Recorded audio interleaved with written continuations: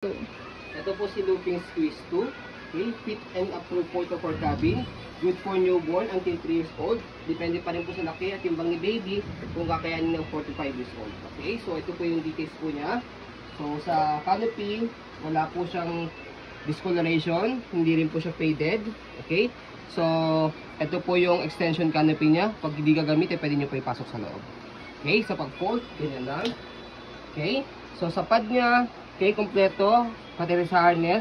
Okay, so 5 harness, safe na safe si baby, wala po siyang putol. Okay, and then regarding sa leg rest, yan, adjustable po siya dito. So ito mamaya, for the luggage type po ito pag pinold. Okay, so kapag ka naman po nakaupo lang, push nyo lang po ganyan. Okay, gamit mo niya kapag nakahiga, extension po. Okay, sa footrest, ayan po yung details. Color white po yung body frame po niya. Okay. So okay na okay din po yung gulong. Wala po kayong magiging problema. Hindi po siya pudpod. Easy to maneuver. Nag-swivel. Ayan. Body frame. Sa kabilang side. Ayan po ang details.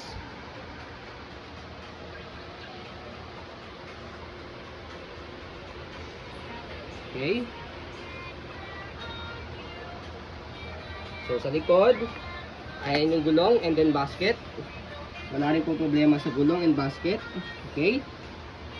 Makapal. Ayan. Naka-color green, naka-go. Baba nyo lang po.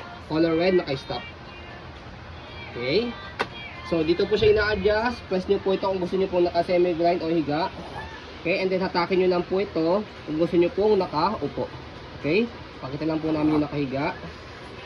Okay, so body frame sa kabilang side, ayan yung details po.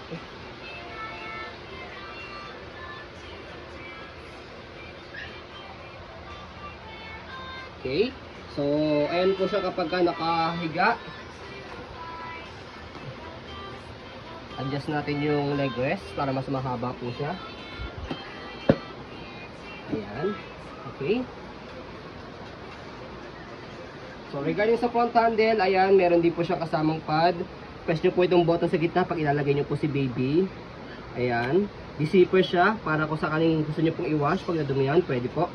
Okay, pwede rin pong tanggalin po iyan. Side. Ayan, okay. So after nyan, dito naman po tayo sa handle. Okay.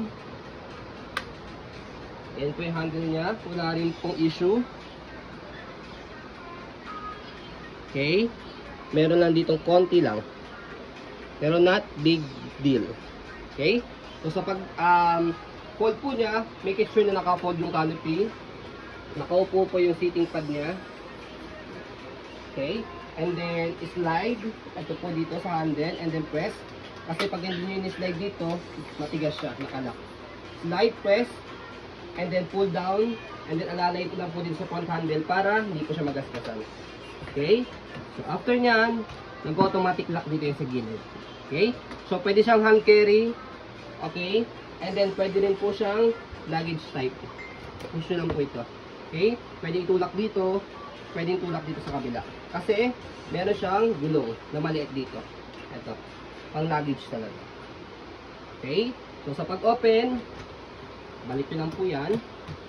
Okay? So, slide lang po ito. Angat lang po ito. And then, buka.